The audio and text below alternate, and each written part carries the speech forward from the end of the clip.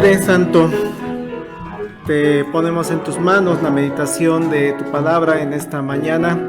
Permite, Padre, que en todo momento seas tú quien hable y que yo solamente sea un instrumento para explicar tu palabra. Gracias, Señor, en el nombre de Jesús. Amén. Hemos iniciado las meditaciones de este mes y las hemos estado basando en el libro de los jueces. El mes pasado fue el libro de Josué y les decía, hay que leer Josué y nos podemos seguir con jueces.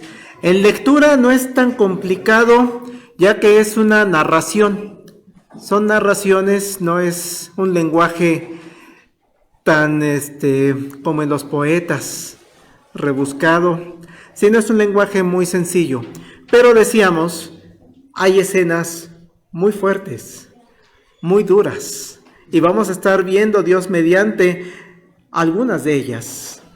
Hoy, por ejemplo, no es sencillo abordar el tema de Débora. Pero bueno, la semana pasada tuvimos la oportunidad de predicar cómo las tribus, aunque ya estaban dentro del territorio, la tierra prometida, decíamos, una constante en el libro de Jueces es que se van a alejar de los caminos del Señor. Y como hay pueblos inmersos que no son creyentes en Jehová, no son creyentes en el Dios del pueblo de Israel, decíamos, Dios los va a dejar para que sirvan como prueba, para probar al mismo Israel qué tan fiel puede ser. Y así en los siguientes 3 domingos tendremos la posibilidad de acercarnos a 3 jueces, porque cada que el pueblo se desvía, caen en opresión y Dios levanta un juez que los va a sacar. Hablaremos hoy de Débora. Dios mediante, la próxima semana hablaremos de Gedeón. Después hablaremos de Jefté. Yo sé que hay un caso que les gustaría también escuchar, Sansón. Pero Sansón ya predicamos en algún momento. Está ahí en YouTube la predicación de Sansón, que es otro de los jueces. Por eso no lo vamos a abordar en este mes. Y quisiéramos partir de un versículo que considero es de los clave para el libro de los jueces. Por favor, tengan abierto Jueces, capítulo 2. Verso 16. Jueces capítulo 2, versículo 16. Dice el escritor sagrado, y Jehová levantó jueces que los librasen de mano de los que les despojaban. El Señor, Dios, es el que levanta a la persona que va a tomar la dirección de ese pueblo. Decíamos también, no es ya un pueblo unificado, ya no es un solo pueblo, sino se empieza a manejar como por zonas, por tribus, como quedaron divididos. Pero es Dios, Jehová levantó jueces para librarlos. ¿Están teniendo problemas las tribus del norte? Jehová levanta jueces para librar a las tribus del norte. ¿Está teniendo problemas las tribus del sur? Jehová levanta jueces para librarlos de los problemas que hay en el sur. Los primeros jueces que se mencionan, si ustedes van viendo a lo largo del libro, en el capítulo 3 se mencionan 3 jueces: Otoniel, Ahod y Samgar. Pero vamos a dedicarnos al cuarto juez, a la cuarta persona que es levantada como juez, Débora. Vean el capítulo 4, versículo 1. Después de la muerte de Ahod, los hijos de Israel volvieron a hacer lo malo ante los ojos de Jehová. Insistimos, siempre que leamos el libro de los jueces, eso va a ser una constante. El pueblo se aleja, se encuentra lejos del camino del Señor. Y entonces lo que ocurre es que Dios, lo decíamos la semana pasada, ándale, vete solo, ¿no quieres mi ayuda? vete solo. Deja de darles esas victorias. Por eso vean lo que ocurre en el verso 2. Jehová los vendió en manos de Javín, rey de Canaán, el cual reinó en Azor, y el capitán del ejército se llamaba Sísara, al cual habitaban en Aroset Goín. Jehová los deja.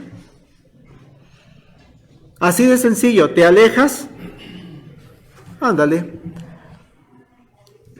Es lo que tú estás haciendo.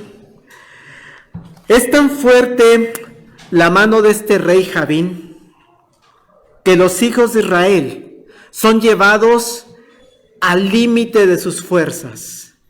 Una opresión que lo que viven muchos países tal vez no sería comparable con lo que vivían con Javín.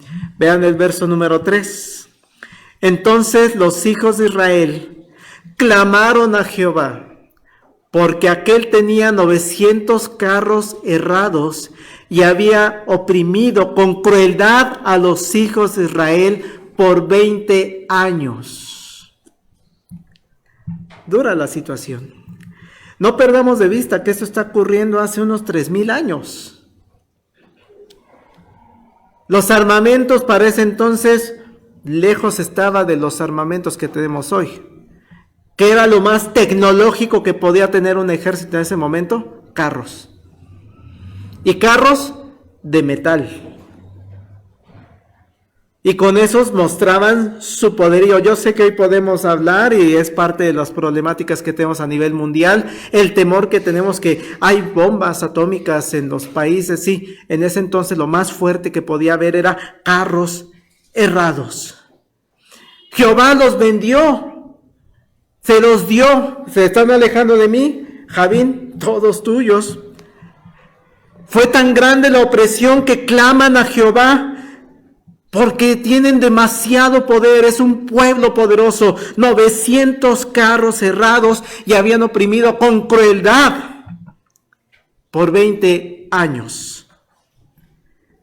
Y entonces, ante ese clamor que tiene estas tribus, Dios cumple su promesa, lo que leíamos en el capítulo 2.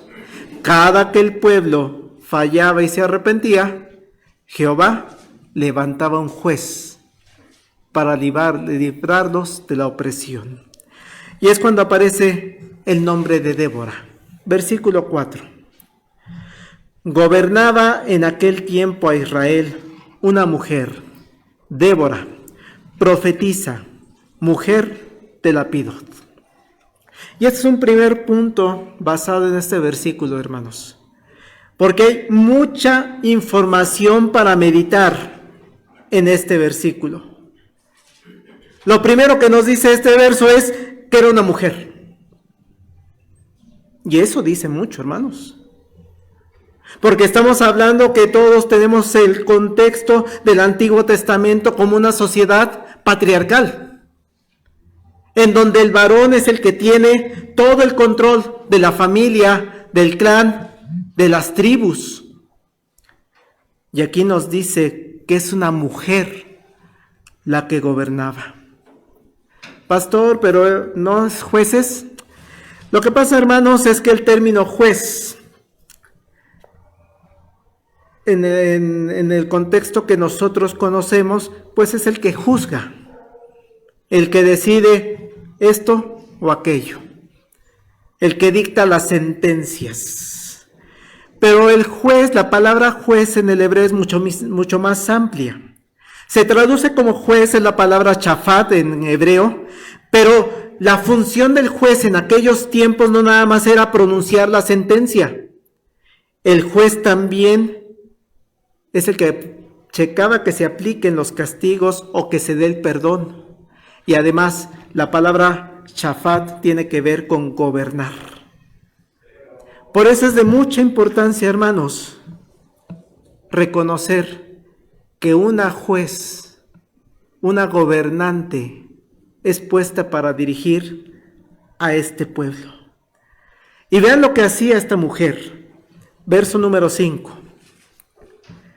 acostumbraba sentarse bajo la palmera de Débora entre Ramá y Betel en el monte de Efraín, y los hijos de Israel subían a ella a juicio.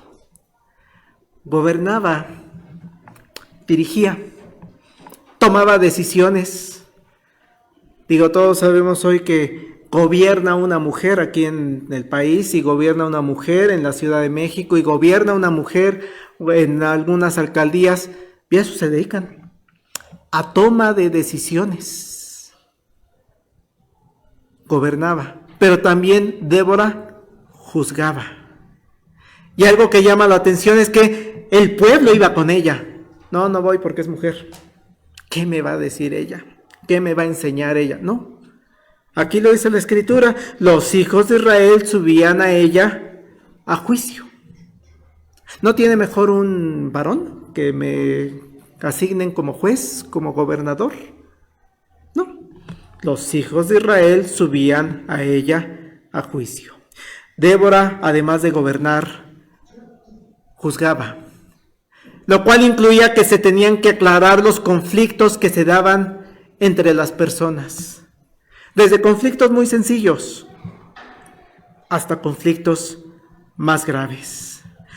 Pero además entonces de que este versículo que veíamos, en el verso número 4, gobernaba en aquel tiempo a Israel una mujer.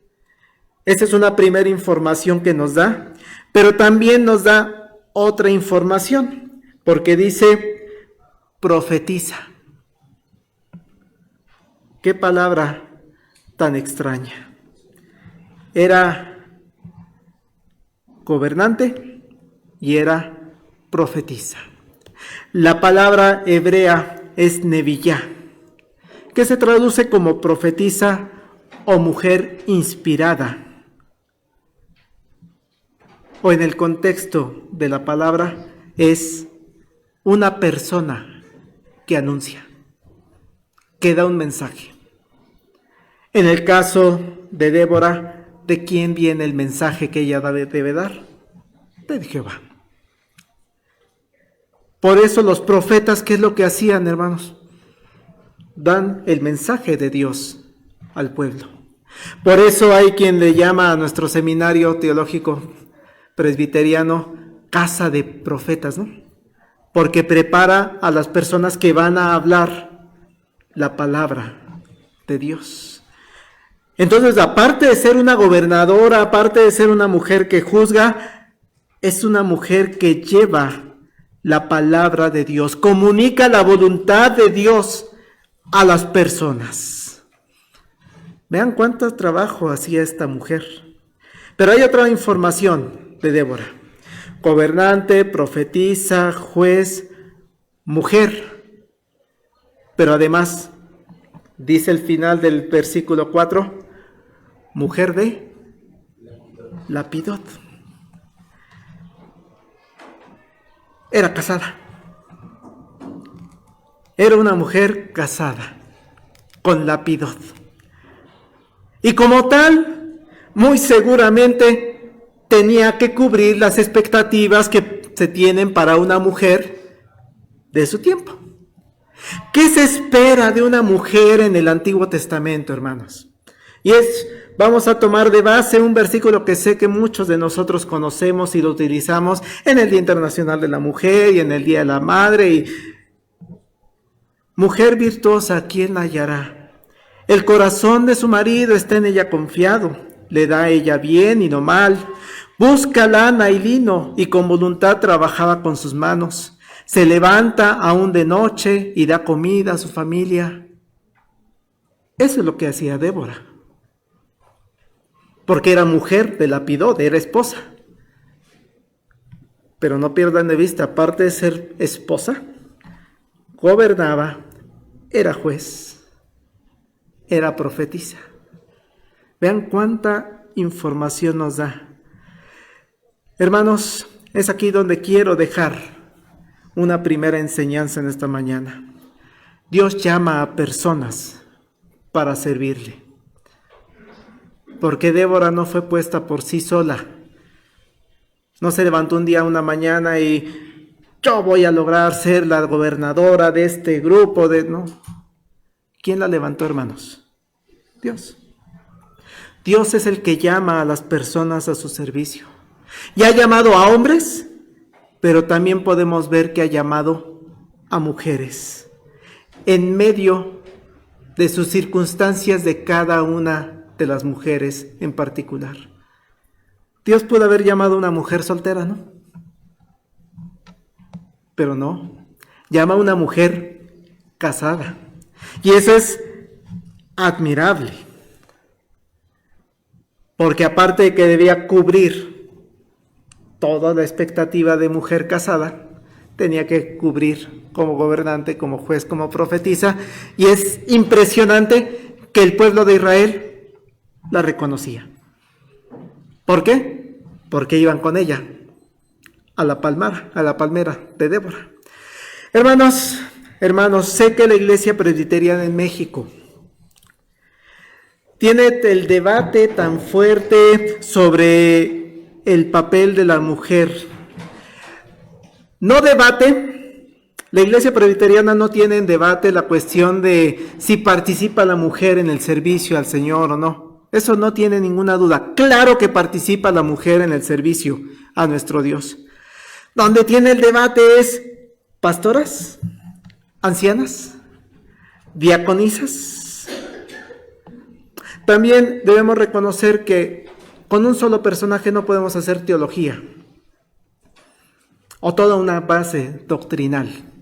Para hacer toda una base doctrinal, un análisis de la posición de la mujer en la iglesia, debemos tomar desde Génesis hasta Apocalipsis. Ver todas las mujeres que aparecen para poder definir, cosa que no se ha logrado en el país. 2011, recuerdan ustedes que el acuerdo de la Asamblea General fue no pastoras, no diaconisas, no ancianas. Pero no perdamos de vista, hermanas, Jehová levantó jueces que lo librasen de mano de los que los despojaban. Así que si Dios quiere levantar a una mujer, independientemente de si se ordena o no se ordena, esos son asuntos que tiene que discutir la Asamblea General. Ustedes son valiosas para Dios. Ustedes son levantadas, llamadas por Dios para su servicio. Ustedes son personas a las que Dios les ha comisionado trabajo para su iglesia. Débora, hermanos, una mujer casada que fue llamada por Dios para gobernar, juzgar, profetizar al pueblo. Yo sé que aquí, hermanas, hay mujeres casadas que tienen que cubrir toda la expectativa de Proverbios 21. Y aparte Dios las llamó al servicio. Sé que aquí hay mujeres adultas mayores, que las fuerzas tal vez nos faltan, pero Dios las llama. Dios tiene el poder para llamarlas. Hay personas, mujeres jóvenes, Dios las llama. Dios utiliza mujeres para su servicio. La iglesia actual, hermanos, cuenta también con mujeres llamadas por Dios para dirigir. Un ejemplo, ¿quién está presidiendo hoy, hermanas? Mujeres. No le estamos quitando la obligación a los varones. ¿Quién debe presidir el culto de adoración, hermanos? Los ancianos. Ese es su trabajo. Pero Dios levanta mujeres también para encaminar a la iglesia. No nos compliquemos, hermanos, con la cuestión de la ordenación, que eso ha generado una serie de divisiones en muchas de las iglesias, entre ellas parte de los conflictos que se han vivido en esta iglesia hace años, son debido a esa parte de la ordenación de si pastoras, ancianas, diaconisas. Fijémonos mejor en que Dios llama mujeres a dirigir. En que gracias a Dios hoy tenemos en esta iglesia ministerios que son apoyados por las mujeres. Mínimo el ministerio de relaciones, saben ustedes que son 3 mujeres con sus familias que están sirviendo a Dios. Fijémonos que el día de hoy en la iglesia Getsemaní hay mujeres que están sirviendo al Señor, que fueron levantadas para estar en el servicio educativo de la iglesia. Tenemos maestra de catecúmenos, junto con uno de los ancianos de iglesia. Sus niños están atendidos por mujeres ahorita. Fijémonos, hermanos, que las mujeres son llamadas para actividades en el ámbito educativo, para actividades en el ámbito evangelístico, para el manejo de los recursos. Las mujeres son llamadas al servicio en el aspecto musical. Tenemos una ministra de música, mujer, directora de coro, y tenemos coristas. Nunca he sabido, coristas o coreutas, no sé bien la palabra, pero prácticamente tenemos un coro femenil, ¿no, hermanos? Y tenemos mujeres, hermanas, hermanos, en esta iglesia que han sido llamadas por Dios y que son admirables, así como lo es admirable Débora, porque cumplen con su labor en la iglesia, pero también como madres, como hijas, como abuelas, como tías, como esposas. Y aparte se dan el tiempo para llevar el mensaje de Dios a las personas que les rodean. Gracias, hermanas. Porque sin esa necesidad de ordenación y que si la echamos para atrás o seguimos adelante con esa cuestión de ordenarse, hay mujeres sirviendo a Dios. Amada iglesia Getsemaní, demos gracias a Dios por la participación de las mujeres aquí. Gobernaba en aquel tiempo a Israel una mujer, Débora, profetisa, mujer de Lapidot, y acostumbraba a sentarse bajo la palmera de Débora entre Ramá y Betel en el monte de Efraín, y los hijos de Israel subían a ella a juicio. Gracias a Dios por este ejemplo de Débora. Pero paso un segundo punto. Vamos a seguir la historia. Podemos ver que Débora pues nos está cumpliendo la labor de profetisa. Lleva el mensaje de Dios y le encarga a Dios, vas a llevar este mensaje a un varón que se llama Barak. Versículos 6 y 7. Y ella envió a llamar a Barak, hijo de Abinoam, de Sedes de Neftalí, y le dijo: ¿No te ha mandado Jehová, Dios de Israel, diciendo: ve, junta a tu gente en el monte de Tabor, y toma contigo 10,000 hombres de la tribu de Neftalí y la tribu de Zabulón, y yo atraeré hacia ti al arroyo de Sisón a Sísara, capitán del ejército de Javín, con sus carros y su ejército, y lo entregaré en tus manos? Es muy claro, hermanos, hermanas, el mensaje que le está dando Débora a Barak. Dios ya te habló, Dios ya te hizo un encargo. ¿Me dice Dios que sí lo escuchaste? Sí, ya lo estás haciendo, Barak. Dios te va a dar la victoria. Te está oprimiendo Javín con su ejército, con el jefe que es Sísara. Te están oprimiendo con crueldad. Te tienen oprimido.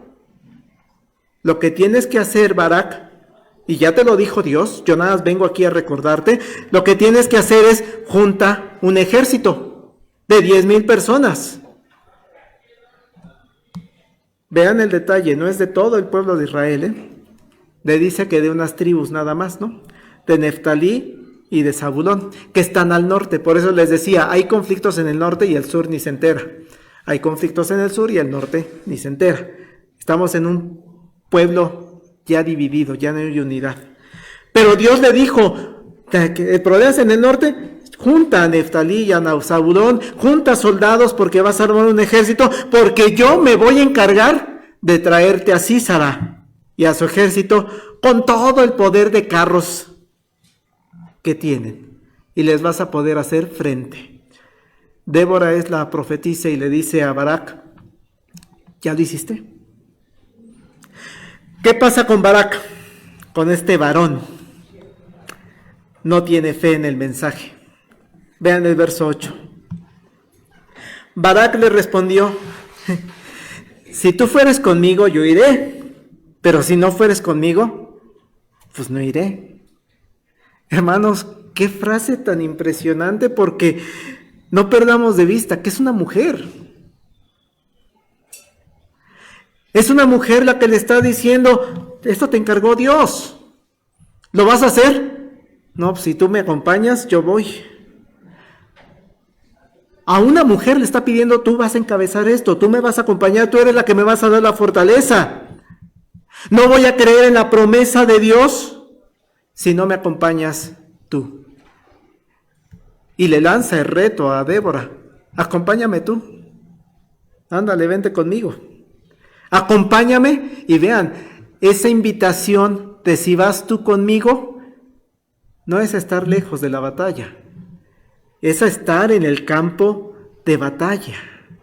La pregunta sería que si se les llamara en este momento, hermanas, a levantarse en armas contra algún país, ¿se levantarían? Que dijera la presidenta de México, vamos a enfrentar a la amenaza que nos está haciendo. Vamos, mujeres, todas. ¿Se levantarían? Y no vamos a ir, diría la presidenta, no vamos a ir si no van todas las mujeres, si no me apoyan. Sabemos que en la historia de México, hermanos, en la independencia se levantaron mujeres, ¿sí? En la revolución, sí. Sí hubo mujeres que se integraron directamente al campo de batalla. Y el concepto que tenemos de ellas es que, qué mujeres tan valientes. Y si Adelita se fuera con otro, ¿no? Qué mujeres tan valientes. Así que Débora está ante esa posibilidad. Yo no voy a ir solo, si tú me acompañas, vamos a ir al campo de batalla, vamos a ir a enfrentar al ejército más poderoso de ese momento porque tienen carros cerrados. Débora, ante ese reto, ¿qué hace? Verso 9 y 10. Ella dijo, iré contigo. Órale, vamos. Sí, me animo. Es la gobernadora, es la juez, es la líder, es esposa, es mujer. Y le dice, sí, iré contigo. Y hay una consecuencia de esa desconfianza que tiene el varón. Mas no será tuya la gloria de la jornada que emprendes, porque en mano de mujer venderá Jehová a Sísara. Y levantándose Débora, fue con Barak a Cedes, y juntó Barak a Zabulón y a Neftalí en Cedes, y subió con 10,000 hombres a su mando, y Débora subió con él. ¿Qué diríamos de Débora? Qué mujer tan valiente. Débora no se amedrentó. No tuvo miedo. No, si el que mandó es a ti, Barak. A mí, ¿por qué me metes, no? No se amedrentó, no le dio miedo. Débora decidió ir al campo de batalla. Débora decide, sí, y voy a tomar el liderazgo de esta batalla. No como tú, Barak, que si tú me acompañas, yo voy. Claro, hay consecuencias para Barak. La gloria y el honor no van a ser tuyas. Va a ser de una mujer y tampoco es de Débora. Recordemos más adelante la historia. La gloria y el honor ante la batalla es de otra mujer que se llama Jael. Segunda enseñanza entonces, hermanos, en esta parte que quiero dejar en esta mañana. Hermanos, Dios tiene el control de todo su pueblo. Y si lo pasamos a la época actual, Dios tiene el control de toda su iglesia. Y sabe a quién o a quiénes les va a encargar determinadas funciones al interior de las iglesias locales. Así que hombres y mujeres tenemos funciones determinadas que Dios nos está encomendando. Y somos llamados a ejercer esas funciones. La pregunta sería, si a usted se le invita, hermano, como se le hizo a Barak, la invitación, ¿la toma o la deja? Y me refiero ahorita a los hermanos porque Dios nos ha encomendado en la iglesia presbiteriana. ¿Quién quiere ser pastor? Quisiéramos que todos, yo, métanse al seminario, sus 4 años de licenciatura y después sus exámenes licenciado predicador y después sus exámenes de ordenación, y es un proceso larguísimo. Ok, el pastorado es una vocación. Dios te va encaminando y te va mostrando que no tienes vuelta atrás. Hermanos, ¿quién se anima a ser anciano de iglesia? Yo, pastor, yo. Yo quiero ser anciano. Aquel que anhela obispado, buena cosa desea, dice en Timoteo. Hermano, ¿quieres ser anciano? No, hermano. Es que no me siento preparado. Pues prepárese. No, es que no tengo tiempo. Pues habrá tiempo. Está bien, hermano. Anciano no. ¿Quién quiere ser diácono? ¿Cuánto pagan? Hay veces en que el desconocimiento es tan grande que se da ese tipo de preguntas. No, hermano, terminamos poniendo a veces de nuestra bolsa como diáconos. Hay que venir a abrir, sí. Hay que venir a cerrar, sí. Soy de los últimos en que salimos, sí. Es una gran pregunta. Y si nos tomamos como Barak, no, pues mejor ella, ¿no? Es bien bonito, hermanos, pues que las mujeres organicen. No, hermano, tome tu papel, toma lo que te corresponde. Si la iglesia presbiteriana no acepta de ancianas, diaconisas y pastoras, pues ¿a quién le toca? A nosotros los hombres. Toma tu papel. Amados hermanos, mujeres ahora de nuestra iglesia, están llamadas a participar al lado de los hombres. Ayúdame, ¿no? No eres pastora, pero ayúdame a pastorear a las hermanas. Le decía a una persona, a una mujer, cuando hablábamos de un asunto muy de asunto de mujeres, le decía yo, es que ahí es donde tú me tienes que ayudar, porque yo no puedo comprenderlo. Yo soy varón, ayúdame tú. Tú sí la comprendes porque tú sí tienes ese sentir de mujer a mujer. Participen al lado de los hombres. Entren al campo de batalla. Hermanas, ¿quién quiere formar parte de la sociedad femenil? Yo, no. Hermanas, ¿quién quiere formar parte del coro? Yo, pero ya hay muchas, no importa, métanse. Bueno, ahorita todavía ya no, ¿verdad? Pero sí. Esperamos pasando Semana Santa. ¿Quién quiere formar parte de las clases? ¿Quién quiere dar clases de los miércoles? ¿Quién quiere dar clases a los adolescentes? Estamos buscando una persona que nos apoye en la clase de jóvenes, miércoles a las 6 de la tarde. Hermanos, Dios llama. ¿Qué le respondemos? ¿Como Barak? Pues si va él, voy yo. ¿O como Débora? Sí voy. Y qué hermosa frase cuando dice, y Débora subió con él. Una última parte, hermanos, que vamos ya directamente a la batalla. ¿Qué pasa con esa batalla que van a desencadenarse contra Jabín, rey de Canaán, y contra Sísara, el jefe del ejército de Canaán? Vamos a ver el capítulo 4, versos 13 y 14. Y reunió Sísara todos sus carros, 900 carros cerrados con todo el pueblo que con él estaba, desde Aroset Goim hasta el arroyo de Sisón. Entonces Débora dijo a Barak, levántate, porque este es el día en que Jehová ha entregado a Sísara en tus manos. Se dio la batalla. Y vean detalle importante, ¿quién dio la indicación? Débora. Inicia la batalla. Y el capítulo 4, hermanos, en específico, considero que es muy escueto, muy cortito la forma en la que da la victoria. Vean, verso 15. Jehová quebrantó a Sísara, a todos sus carros y a todo su ejército, a filo de espada delante de Barak. Y Sísara descendió del carro y huyó a pie. Punto. Así de sencillo. Pero la victoria, hermanos, de esta batalla generó en Débora una necesidad de dejar por escrito lo hermoso que vivió en ese momento. Dejó por escrito constancia de cómo fue la victoria y con gran detalle lo deja y lo hace a través de la música. escribe un canto. Vean el capítulo 5.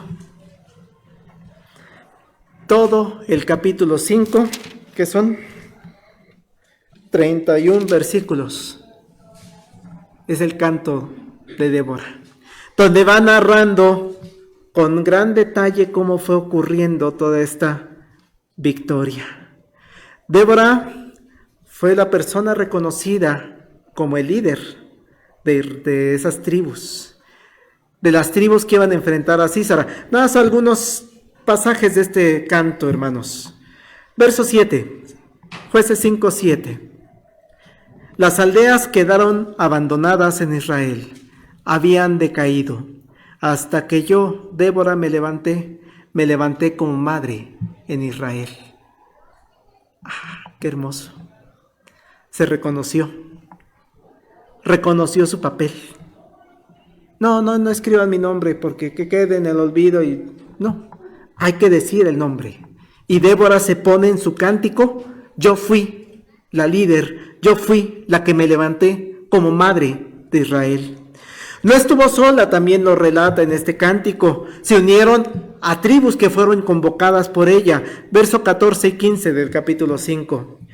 De Efraín vinieron los radicados en Amelec en pos de ti. Benjamín, entre tus pueblos de Maquir, descendieron príncipes, y de Zabulón los que tenían vara de mando. Caudillos también de Isaacar fueron con Débora. Vean qué bonito. La reconocieron como líder y cuando las llamó a estas tribus, creyeron en el liderazgo de Débora. Hubo otros que no. Vean el verso 17 y 18.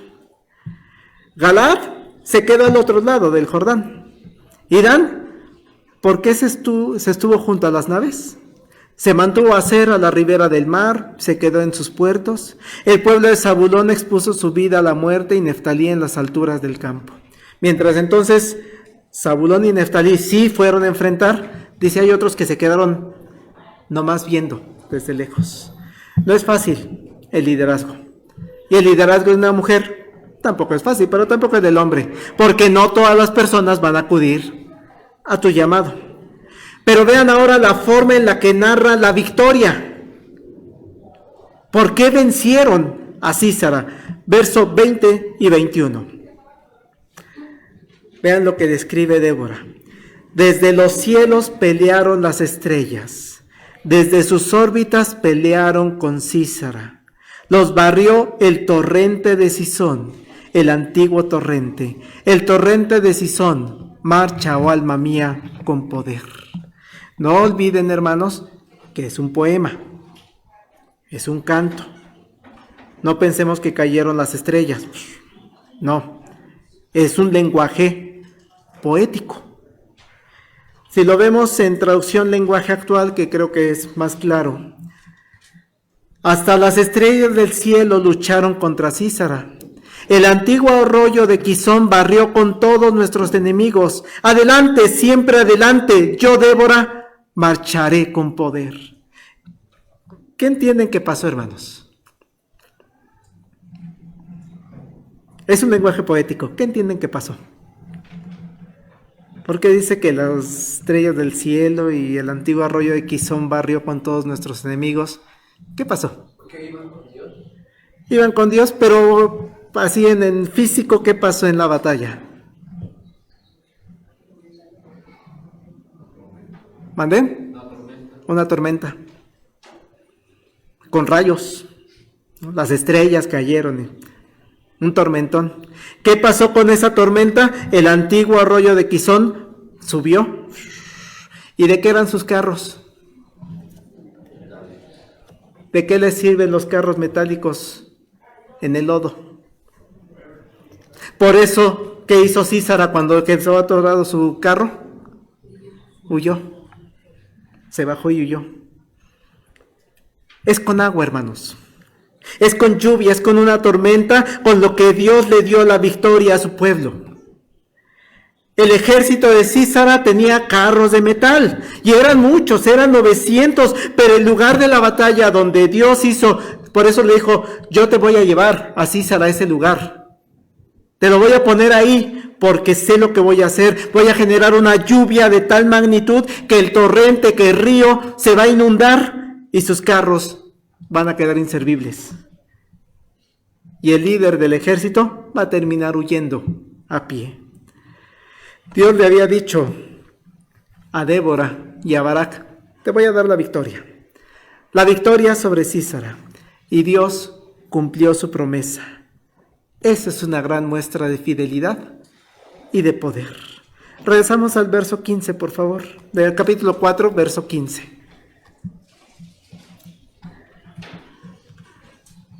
Y el Señor sembró el pánico entre los carros y los soldados de Sísara en el momento de enfrentarse con la espada de Barak. Hasta el mismo Sísara se bajó de su carro y huyó a pie. Esa es la versión Dios habla hoy. El arma que Dios usa contra los reyes de Canaán entonces fue un aguacero. Este produjo que se inundaran. La creciente arrastra a los cananeos, hizo inútiles sus carros de hierro, y probablemente esto sucedió en la época de sequía, dicen otros de los estudios. Porque si hubiera sido en época de lluvia, sabría, Sísara, no lleva estos carros. No se esperaban esa lluvia. Los arroyos en esa época normalmente no tenían agua y entonces no se esperaban esa tormenta. La lluvia entonces es una clara señal de la intervención divina, del poder de Dios. El aguacero demuestra que el ejército de Dios es más poderoso que el ejército de 900 carros, que el ejército de Dios es ayudado por Jehová, el Creador, el que controla toda la creación, mientras que los otros eran dirigidos por Baal. No pudo hacer nada su Dios. Con esta descripción, hermanos, la última enseñanza de esta mañana es cómo respondemos a nuestro Dios ante sus promesas. ¿Crees en sus promesas? Si Dios te dijo algo, la va a cumplir, con poder, con gran muestras de poder. Qué hermoso cuando le dice Débora a Barak: levántate, porque este es el día en que Jehová ha entregado a Sísara en tus manos. ¿No ha salido Jehová delante de ti? Esa es la palabra para hoy también, hermanos. Confía en Dios. ¿No ha salido Jehová delante de ti? Estamos llamados por Dios, hermanos, para salvación. Y eso nos mueve al deseo de ponernos a su servicio. Queremos servir a nuestro Dios, porque nos salvó. Y estamos llamados a ese servicio, hombres y mujeres. Así que acudamos al llamado de Dios, y Él nos dará el cumplimiento de todas sus promesas. ¿No ha salido Jehová delante de ti? Y por